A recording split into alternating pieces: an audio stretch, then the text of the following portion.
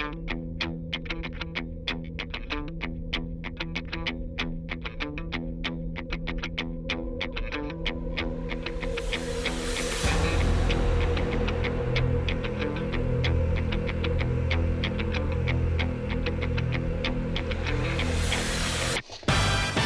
up everyone, welcome to the North Leeds Jitz podcast.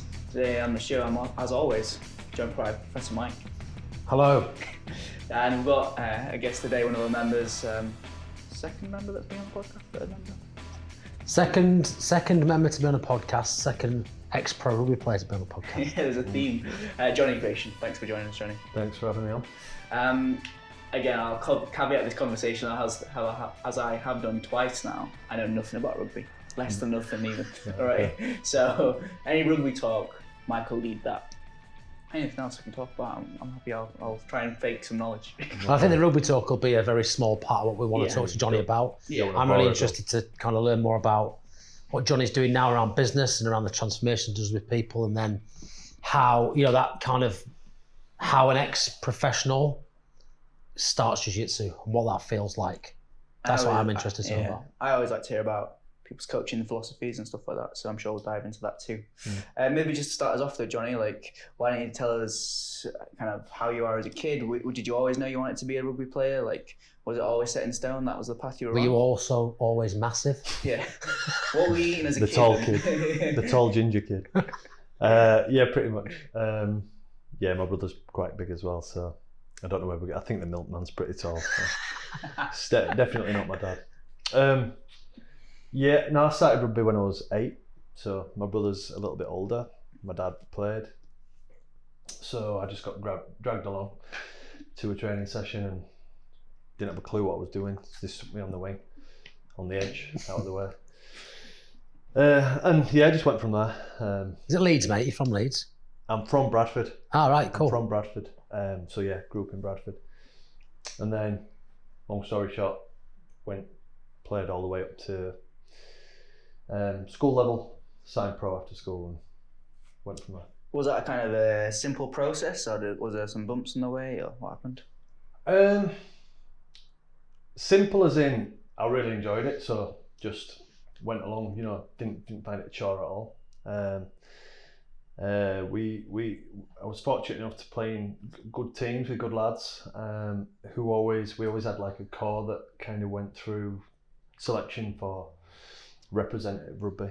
Would be that county for Bradford, for your town, and then for Yorkshire, and then for England. So it was, you know, it's like this, isn't it? It's like the brotherhood that we speak 100%. about. You kind of mates for life then. So yeah, we all progressed through together, right through to the professional ranks. Sometimes playing together, sometimes playing against each other. So I guess so my question is like, you know, I asked I think the same question to Ollie Goss. Like, was there a point where like, oh, my full-time career now is like being a professional rugby player? Was there an epiphany moment for you, or was it just like? No, but I can remember playing making my debut for the first team. Was it Bradford? Bradford Bulls, or? So I played for Bradford as a junior. Right. But I was one of the skinny kids for my age group. So I went in to the Bradford Academy a little bit too premature and basically got bullied. Right. Got shoved around by the bigger lads. So the coach said, come back in 12 months' time. In that time, I ended up signing for Huddersfield Giants, which I didn't mind because at the time the Bulls were a huge team, like going for, you know, Man City or whatever. And to get past all the great players, it would have been a lot harder than going to a smaller team where you could have been a bigger fish. Right. Yeah. So I took that route and progressed to first team really quickly. So I got a lot of experience from an early age. Quite nice to hear that the coach. I think there's a difference here between rugby and football. I see it with football and my eldest boy. It's much more ruthless. There's no come back in 12 months, son, you're a great player. It's like next, out, you're not good enough, get out. So I think rugby's got that culture, hasn't it, where it's a bit more kind of inclusive and developmental. They tend to look after kids. I think, if I'm right in speaking, and correct me if I'm wrong, but kids don't sign too early in rugby. They tend to be a bit older. like football sign kids on at 9 years old into the academy system? Is it like that in rugby now, or? I think from what people who I know with young children signing professional at football and stuff, I think the football, they just want to snap everyone up, right, so no one else can get them, right, and then they'll decide what they do with them later type thing. And you know, because there's that much competition, yep, they want all. Whereas rugby, yeah, maybe it's more because it's a working man's sport originally, and originally played by minors is rugby league. I think it's still got that humble kind of family environment. I didn't know that. That's why it's centred in the north, is it? Because it was started by miners. That's it, yeah, across the M62. Wow. So basically from like St Helens through to Hull. Right. That's the strip. Yeah, no idea. That's really interesting. That every single team apart from London. Wow. Yeah. So when you were kind of in that early age, like looking at your career now, had you always had like an interest in like the strength and conditioning, the training side of stuff? Yeah. I always enjoyed the training side of it.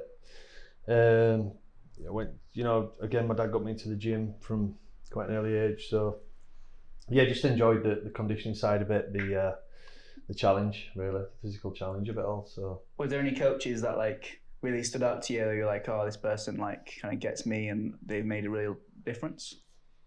I've been lucky enough to have some really good coaches on my career, and each one has given me something very different from the other. Be that mindset stuff, attitude stuff, skills, actual rugby skills. Yeah, so I took something different moving through my career. Sometimes I felt like it was a little bit too late. By the time I got all the best coaching, it was towards the end of my career. Or maybe I just looked at things differently, so the penny dropped differently, you know. Right, but, I know what you mean. Yeah. Yeah, I've got a lot of respect for all my coaches and really enjoyed working with them. Yeah, you strike me as someone who, in fact, we've just, if you're listening to this, just promoted Jonny to his first stripe on his white belt this afternoon. Not because he was coming on the podcast, it's nothing to do with it. Not the tenor I slipped you. That's it. But you strike me, I said when I promoted you, you strike me as like a student of whatever you do. I see a look in your eyes of like hunger for learning. I see that when I'm instructing you on the mat, I can see you're engaged. I can see you want to learn. I can see you want to know. Were you always like that? You talked about then taking something from each coach. You can only do that if you're open and you're open to want to learn. Were you always like that? Have you always been that way?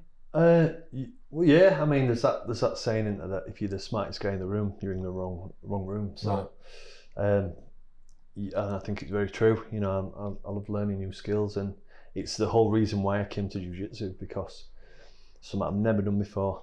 I've seen it. I've done a bit of kickboxing, boxing, grappling with the rugby, but it's so technical. There's so much to learn. It's unbelievable. Like you say, it'll take you 10 years to get decent, and I can believe that. It's just one, it's a distraction from your day job, and two, it's just something to learn, innit? A new skill, which definitely, yeah, I like it. For you, what was the highlight of your rugby career? Is there a memory you particularly look back and go, wow, that was like the pinnacle? Or I felt like my career was a mixed bag, because for me, consistency was kind of like the thorn in my foot. So when I was on top of my game, I genuinely felt like I was up there with the best of the best, and then for no reason whatsoever, I'd just have a really crap game, and that was really frustrating for me to try and pinpoint. There's a lot of psychology for me. A lot of my game was about the psychology. Sorry to interrupt there, mate. Have you rationalised that now then? Have you figured out what it was? No. Still not? Still not. Which is man, that's frustrating as hell, isn't it? Because you'd go through the same prep, the same sleep, the same food, play really well, replicate it the next week, have a fucking... Yeah. No, you can say it. You know what I mean? And that was kind of always there with my game, with my career. So in the end, towards the back end of my career, I dropped down a league, purely again to be, I was always playing for like mid-table teams in the highest league, and you win some games, you lose more games, you never get to the finals. It was always a real slog sometimes. Yeah. Trying to climb the table and claw your way all the time. So last couple of years, 3 years, I dropped down a league to playing the best team with the league below. Okay, yeah. And again, a few of the pros did that because at the time you could be full-time playing semi-pro. Mm-hmm. So we only trained 2 or 3 times a week. Still got paid well. Worked in the community and other bits, to justify it, which was again rewarding for other reasons. But we literally lost 6 games in 3 years. So it was much more fun. Yeah. A nice way to finish my career, rather than, a lot of my mates are still pushing, hobbling about, knackered knees, knackered elbows, still clinging on to that bit of fame or whatever. And when, that's not for me. For you, when did you know it was time to, move on and try something new and leave rugby? So there's like a union that supports the players. All kinds of support, legal support, education, everything, and you can do courses if you want after training. So just because I've always been interested in the health and sport and strength and conditioning, just a natural progression to go into the training side of it, which we would stay behind and learn and get certificates and qualifications, and then it just seemed like a really natural progression just to go into the. Was there a moment though where you were like, you talked about having that bad game. Did it start to? I imagine if you're a professional sportsman, there's a kind of a decline, and mentally, then you probably know I'm past my best. I imagine. I've been a professional. I imagine. Like, was there a time where you'd kind of, instead of having every other game as a bad game, it was like I've had 3 on the bounce, I've had 5 on the bounce, I've lost my mojo. Now it's time to go, or. Kind of, but not performance-wise. Just fell out of love with it. So really? I was still performed, enjoying my rugby, but little stupid injuries creeping in for no reason. Just jogging on the training pitch and you pull a hip flexor for no reason. Right. It's like starting to take its toll. Plus, it sounds really like, what's the word? Like I didn't appreciate what I had, but after 12 years of pro, it does dictate your entire life. Of course. Well, you're a professional, aren't you? So it has to. And the pros and the cons started to shift in balance, and I just want, at the same time I'd had my boy. So. Can you talk about some of those things? Some of the things that perhaps the listeners won't. I mean, I don't know. You don't know. Like, what are those things then? Because I think people imagine a professional sportsman like, what an amazing life. Just playing the thing you love. There's no downsides. But clearly there are to everything we do. So what were some of those things that, started to become which tipped the balance for you? What are those things? Like I said, it'll sound like I'm didn't appreciate what I had. To anyone listening, it'd be a dream job. Playing pro sport. And it was, it was ace. I loved my career. I wouldn't change it for a thing. But injuries start creeping in. It becomes, more of a slog to keep yourself on the pitch. Right. Then you've got the pressures of performance. Then the other distractions, the kids, friends, family, doing simple things like you can't go to a wedding because you're playing rugby, which sounds ridiculous, but. No, I get it. It's all the tiny little things building up, and then probably at the back of my mind, which was more important, which is the biggest thing, I didn't want to start on that physical decline where I could see some of my older teammates spending most of the season in the physio room, bad lifelong injuries that they'll never heal from. Right. And sooner or later you've got to get a job. You can't play sport forever. So. It wasn't an easy decision, but it naturally just came to a kind of, because at the end of my contract it was like, right, do I sign another contract and tie myself in for another year or 2 years, or do I have a clean break where I can finish on a bit of a high? At the time with my team we'd won grand finals, like I said, we never lost. It's a good set of lads. Or do you start signing for lower league teams, clinging on, and at the sit you've still got to go get a job anyway. So it just seemed like a natural kind of time to start, a good time to start. I think what I'm taking from what you're saying is there's a hell of a lot of sacrifice goes into being a professional sportsman. Often things you wouldn't think about, like not being able to go to a wedding, perhaps not being able to celebrate Christmas because you're playing on Boxing Day or New Year's Day. Year. Can't have a drink, can't go out with your mates. It's a lot of sacrifice, right, to be the best at anything that you do. Yeah. Not a lot of people think about that. We see these sportsmen and we revere them, don't we? Wow, this guy's a genius. We talk about it a lot with my boy, and a lot of podcasts I've listened to, the high performance podcasts, talk to some great sportsmen around, people. It was Phil Neville who said, people look at Ronaldo and say, oh, God-given talent. He said, that kid was out training before everyone else and after everyone else all the time and sacrificed everything financially, had his own chef, his own master, everything to be the best. And you have to do that, right? If you want to stay on top, get to the top. It's easy for people to say, I talk about it a lot with clients, it's easy for them. It's easy for you. You've got, great physique, and, your genetics or whatever. But they're the ones doing the nutrition day in, day out, doing the extra training, doing the extras, doing the little things and getting the sleep. And yeah, it is a lot of sacrifice.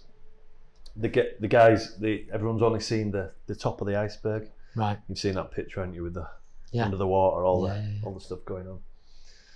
Yeah. It just seemed like a natural progression to stop and just next chapter of my life. So I wouldn't change it for a thing. I don't want to sound like didn't enjoy it or didn't, didn't value it. I really did. But I was happy just to move on. Perfect. So was it straight into the UFit stuff? Because it looks like you got, I've not had a deep dive. I had a quick look at your website and your Instagram page. It looks like you've got really such like a strong brand identity, and with all even from the design side of stuff. Did you have a strong idea of what you wanted that to be straight from the beginning, or did that grow in? Did you grow into it? It's changed a little bit. It's not a million miles off how it started. It just changed and tweaked over. I've been doing it for about 8-9 years now. So is it a franchise? No. Yeah, you see, that's a testament to how strong that brand is. Because when I saw it, I thought, oh, this is like a global franchise. You built that from scratch. Oh, congratulations on that. That's awesome. Yeah, thanks. Tell me about the early days then. What was the plan? Like, how did it go? So we got qualified at Rugby. I was trained in the local gym in Bradford, and then just asked if I could get a bit of a desk job, just on my days off, get a few hours under my belt, a few personal training clients, and just started from there. I charged the cheapest I could. It's like back then it was like nearly £10 for a session. I didn't care. I just wanted to get experience and work with people and just go from there. Yeah. Is that something you see a lot different today with people that have kind of just got their PT quals and then want to go charge a lot more nowadays without getting a lot of one-to-one kind of experience? I think the idea of a personal trainer is very attractive for people, younger lads. Get to strut around the gym, lift weights for a living, chat the chicks up, charge £40 an hour. Instagram's really good for a lot of things, but really bad as well for other things. And that whole lifestyle that they think it is, they don't appreciate. You've got to just like we were saying, you've got to put the hours in. You've got to learn your craft. You've got to do the extra. When you do a nutrition course, they'll teach you. When you do a personal training course, you learn nothing, pretty much. Nothing that you need to know. Not how to run a business, not about extra nutrition, not about dealing with all kinds of different clients, no psychology, which is massive.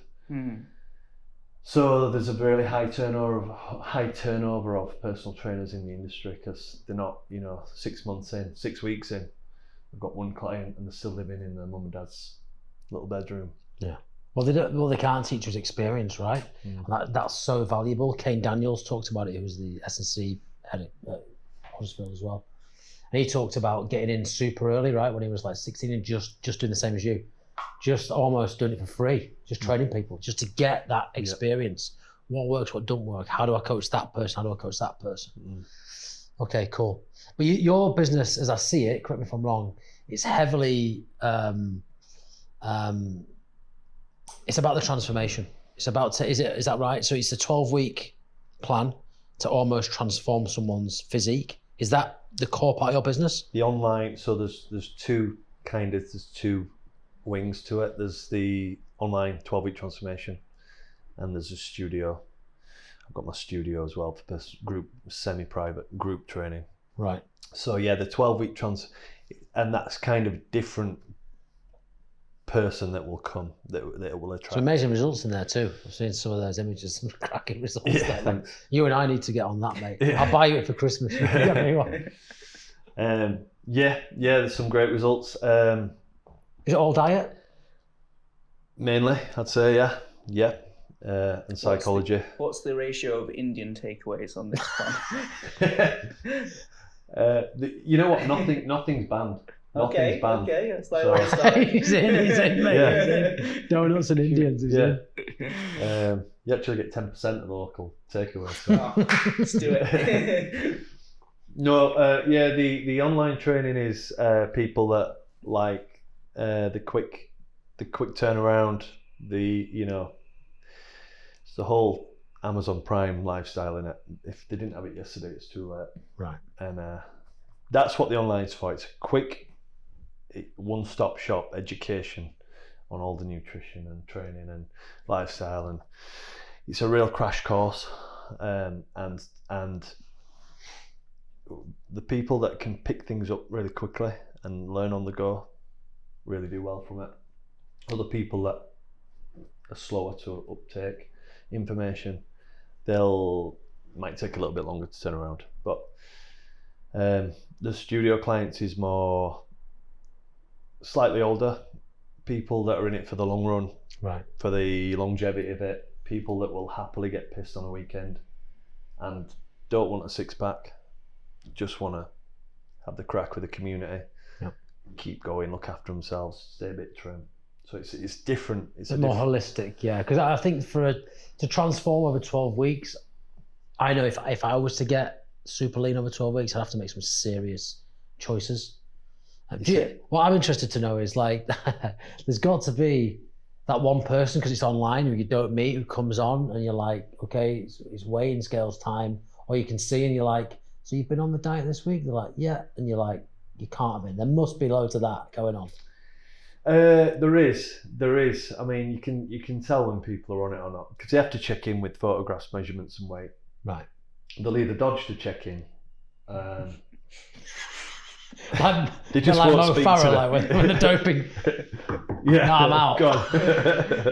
Yeah. You know what? It's quite. I call it the online community because it is that, and it's hard not to get caught up in that positive vibe. So you'd have to be like really, really stubborn, really lazy, or really stupid to kind of not get some kind of result. Right. Because, like you do with the guys here, we've got the online support, the community groups, and when everyone's posting wins and they're doing this and doing that, you're not going to be the one that sits there going, I'm not doing it. You're just not going to do it, are you? Right. So it's a really good way to drag people along, even if they might naturally be a bit lazy or whatever. Was that something you had planned, or was that an organic kind of thing that happened? Or did you like, the community's going to be central to this? Never planned to be an online coach. I hate admin. I hate technology. I'm crap. Like, my missus is like chief admin, IT, like everything. So she's... Does she do your social media as well?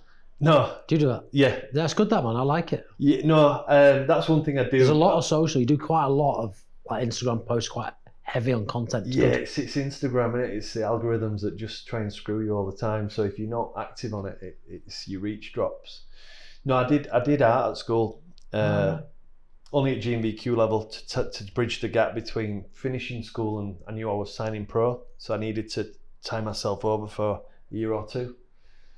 So I really enjoyed art. So it definitely helps with the social media. Yeah, it's good, mate. It's good. What is it that you get? What is the most rewarding part of the job now? Seeing the clients, win, whether it's not always physical.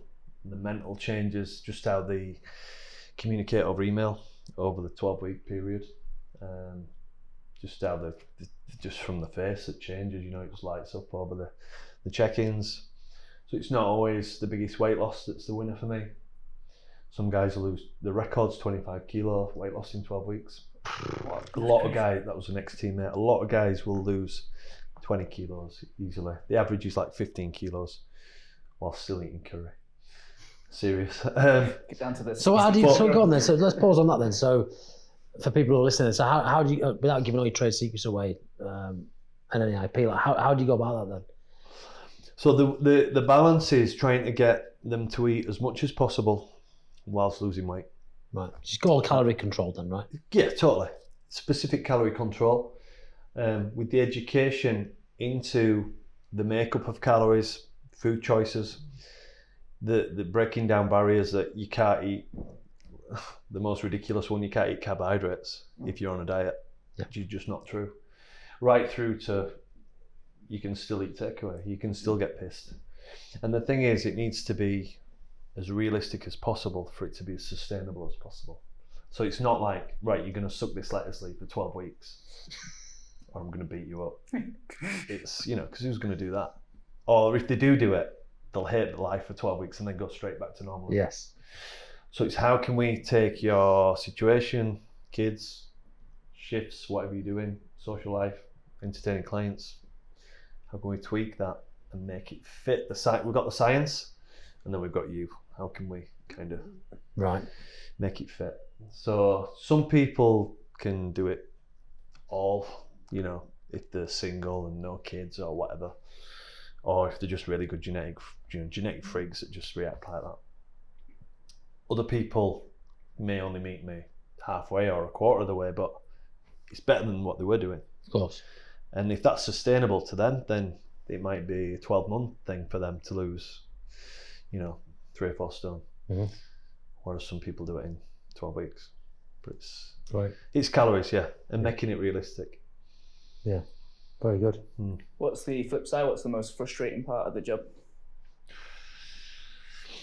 I think the industry that is like, kind of like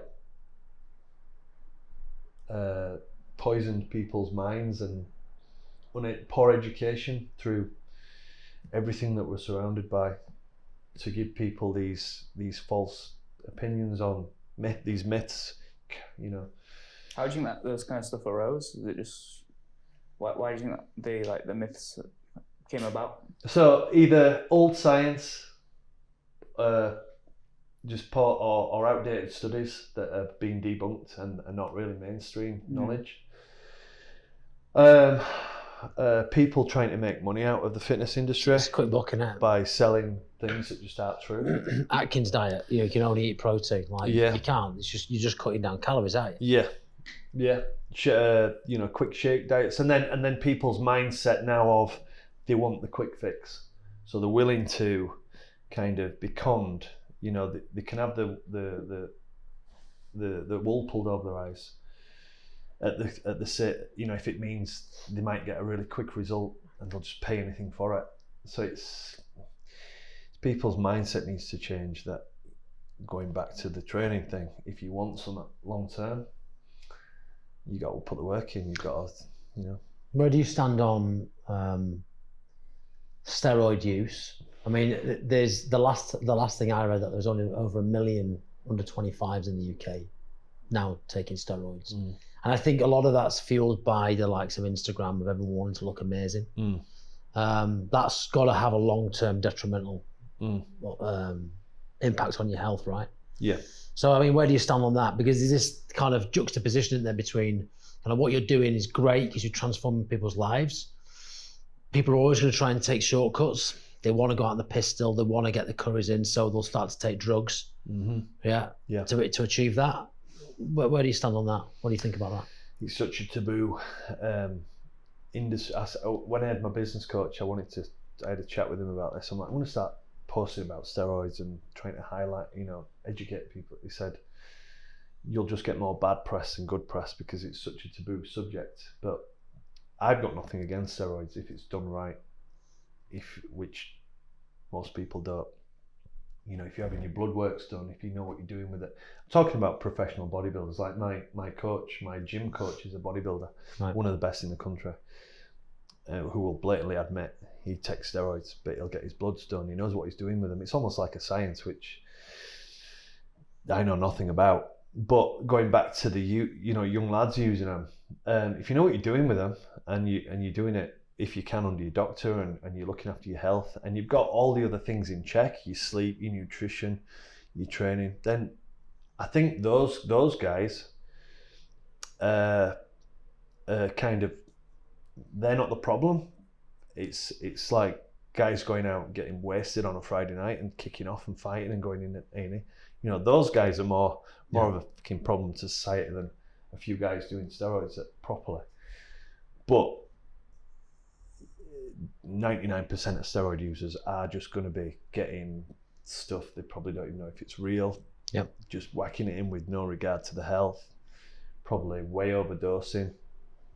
And the thing with steroids is it should be the final 1% that you consider, whereas the guys that are taking it, it's the first thing they consider. Right. Before they've got the nutrition in check, the sleep, they've been training for years. You know, if you're going to do it, it's like get as far as you can naturally. Yeah. For 10 years, 15 years. And then maybe if you want to try it, speak to a doctor, speak to someone who knows what they're doing. Yeah.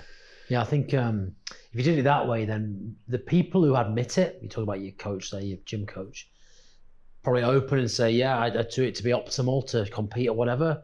Those guys, because they're admitting it, it's kind of a positive thing. The people who hide it, like I had someone I used to work with in his 50s, massive, big red bald head, high blood pressure, and none of his family knew he was on steroids. Everyone else knew. You could tell by a mile off.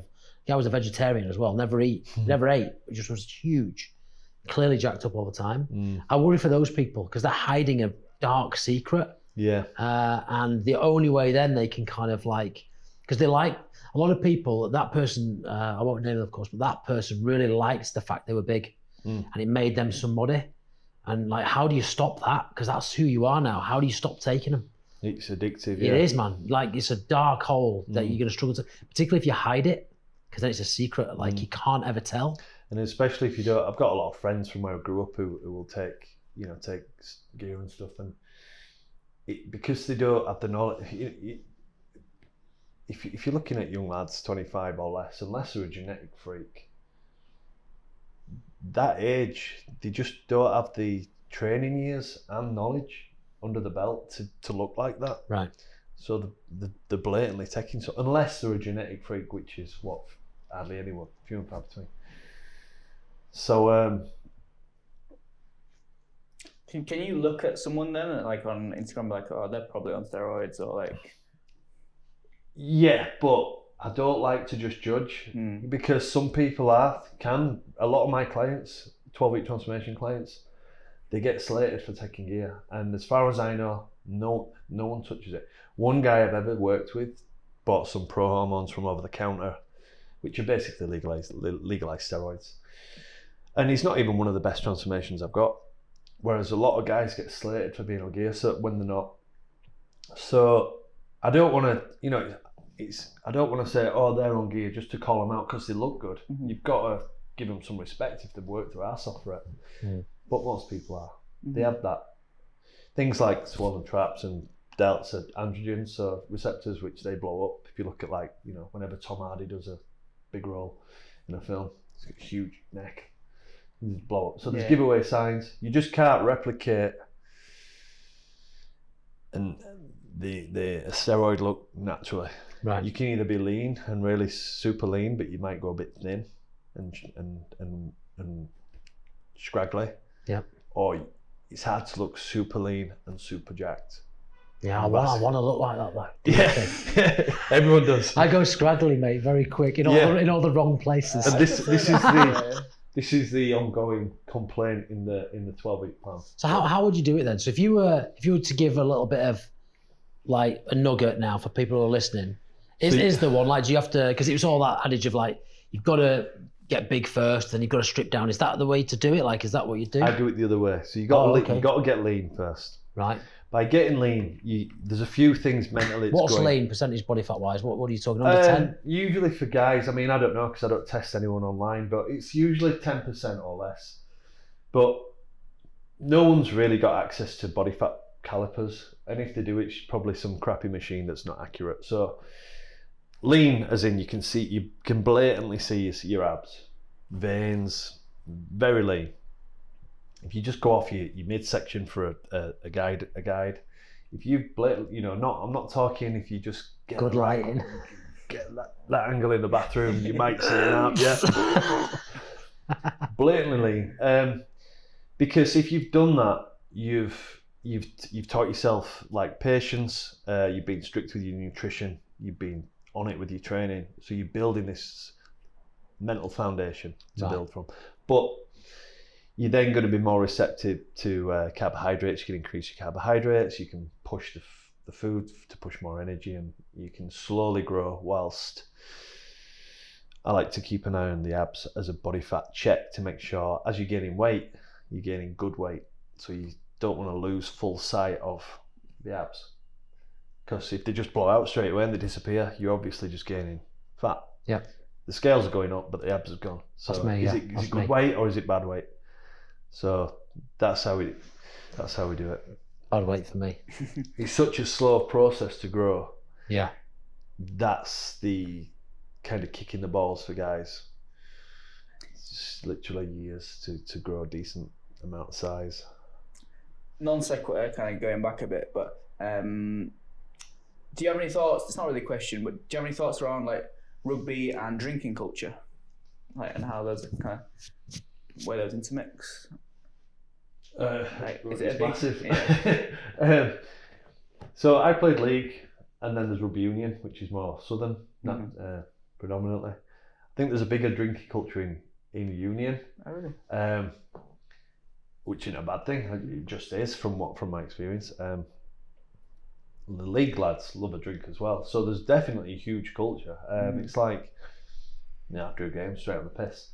The thing with booze is like it's obviously it's going to affect recovery. It's going to affect your intensity of training going into the next few days. It's going to affect your mood, your food choices, your sleep. So over years of it through a professional career, I'm sure it would, have negative effects long term. Right. But in terms of just getting that balance in it, you can't be super anal all the time. This is what I speak to about my guys online. You can't be robotic and just never have a beer, never have to chase that dream, because eventually you need some normality, so you'll just crash and go back the other way too big. If you keep it in a little bit. My other question, slightly on the rugby thing again, before maybe we talk about some Jitz or something. When you left rugby, like being a professional at it and for so long, did you have any issues with like identity and being like, oh man, like I've lost this kind of thing now? I didn't know, but some of my good friends who are you're probably more successful than me or played at more bigger teams, so they did have a bigger identity. I didn't, I wasn't like major celebrity or whatever in the rugby world, whereas some of my good friends were, and they really struggled. Mental health after rugby is massive, massive decline, like therapy, suicide, potential suicide, drinking.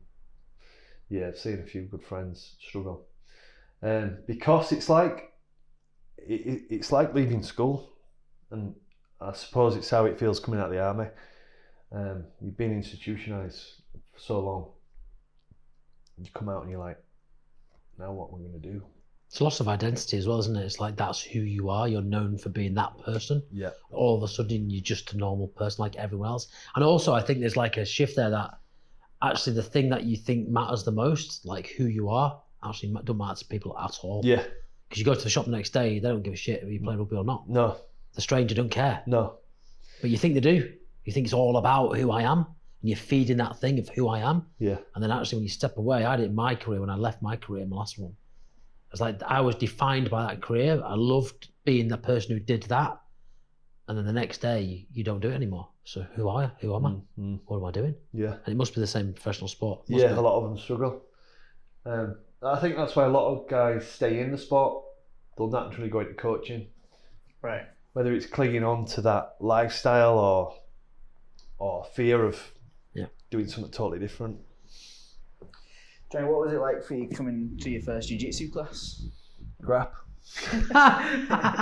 Thanks a lot. Edit that out, T. Edit it out. It's not the experience. Hopefully. It was really good. Yeah, I loved it. Like I said, I didn't have a clue I didn't come with any expectations. How did you find out about us?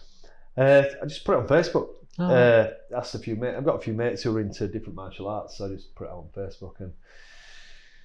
And living locally, I was after something low. I said to you, didn't I probably wouldn't be bothered if I had to travel to it, because I didn't know.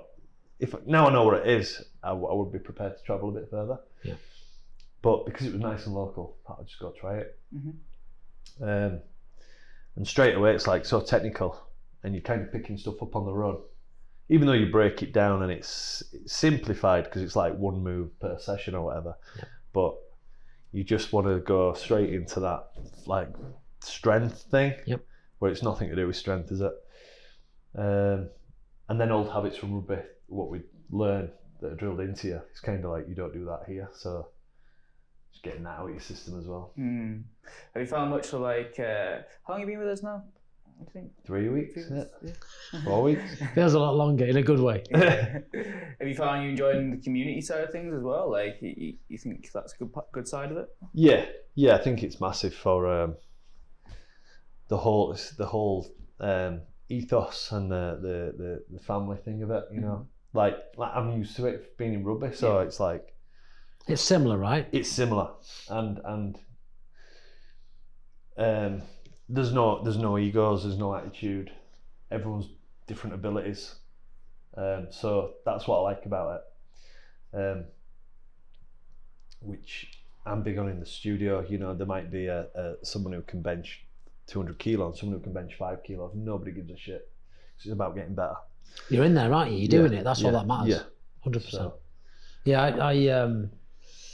Yeah, I'm proud of what we do. I think it's similar to, I always used to make the analogy of rugby. I only played schoolboy rugby for the town, but same as the military, it's a very similar camaraderie. And it's because you're overcoming adversity together. You know, training's not easy, sparring's not easy, playing rugby's not easy on the body. And because you're putting yourself in harm's way, potentially, there's a sense of shared kind of experience and respect. Because you've actually come to do it. Because most people don't. Most people walk past us on the way to Banyan, on the way to Rand, on the way to... Some people stop by and come in and potentially get strangled by a stranger.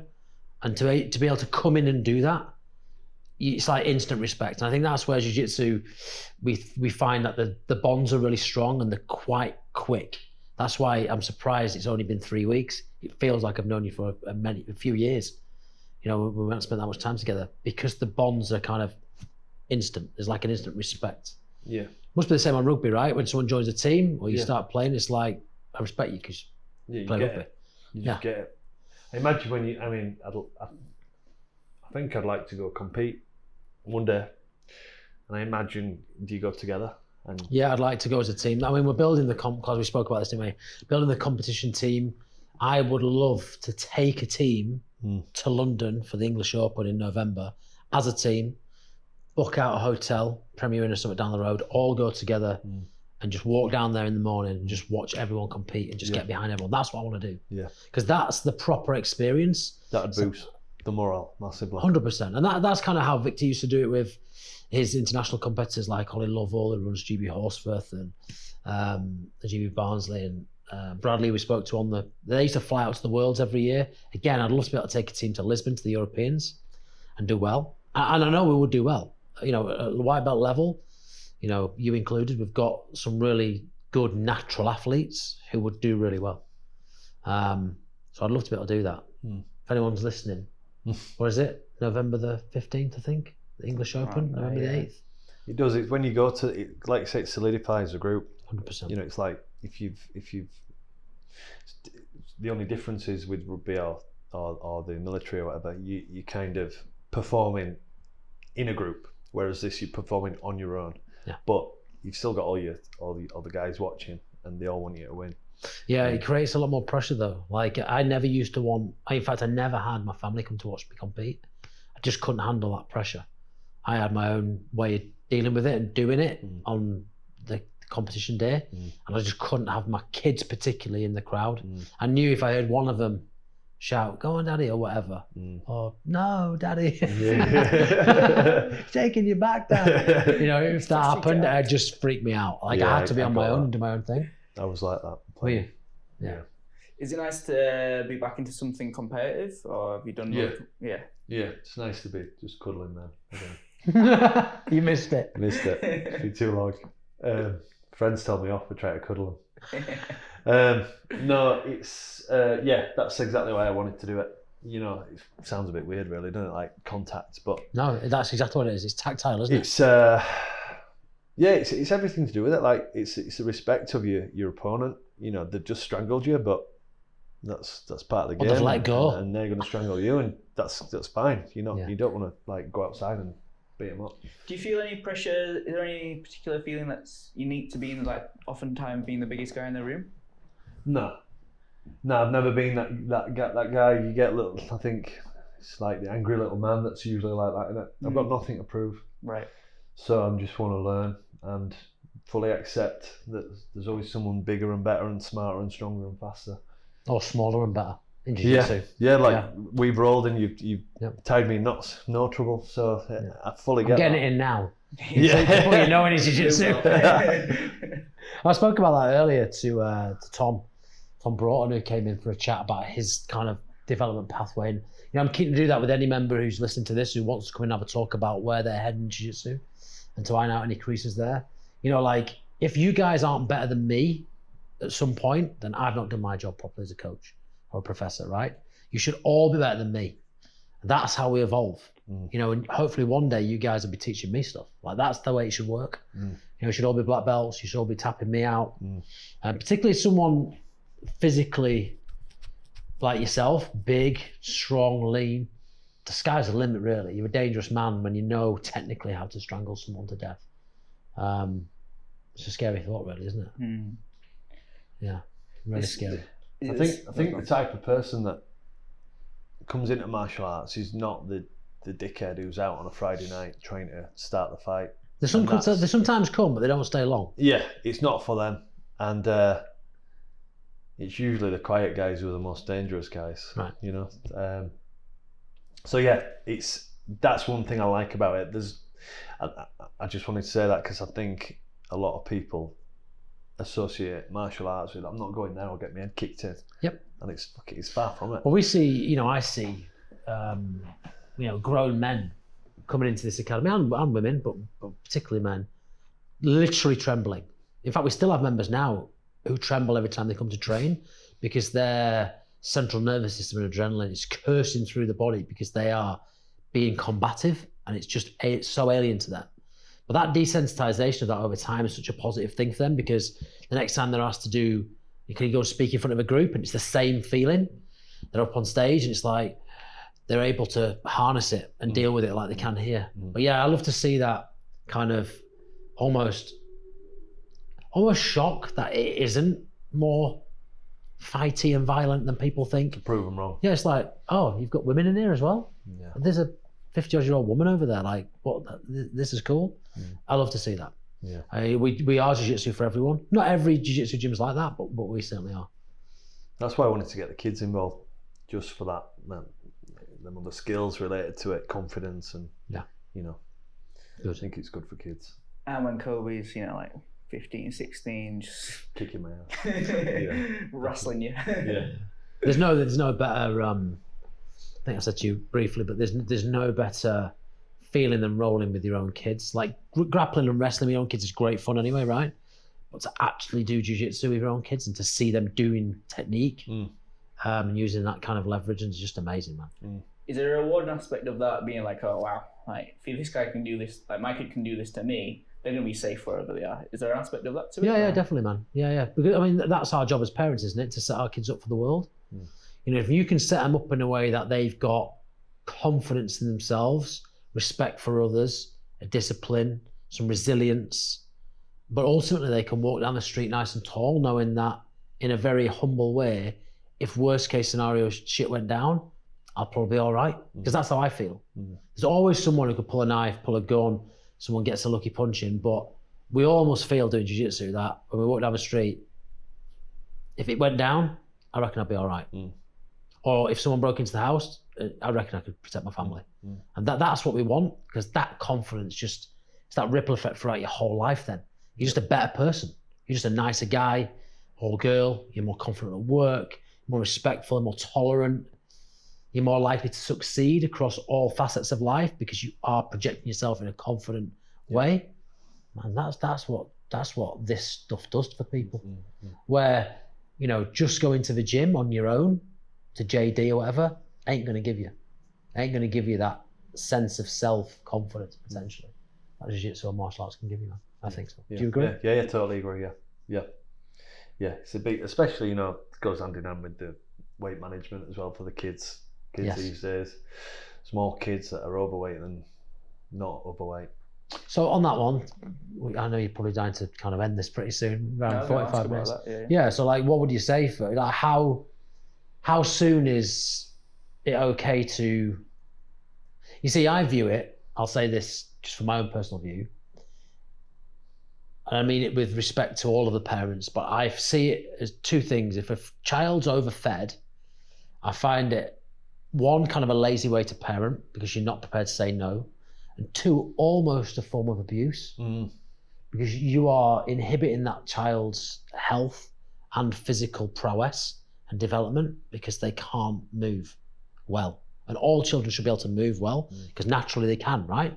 We just develop an ability to not move well, and overfeeding people is wrong. So how soon is it okay as a coach then to monitor and check that, or should it be done from day one? It's day one, and it comes from the parents. The kids are. You'd have to be overly feeding them a lot for them to be heavily overweight as a 3-4-year-old, because they're growing and they're eating the calories and they are active.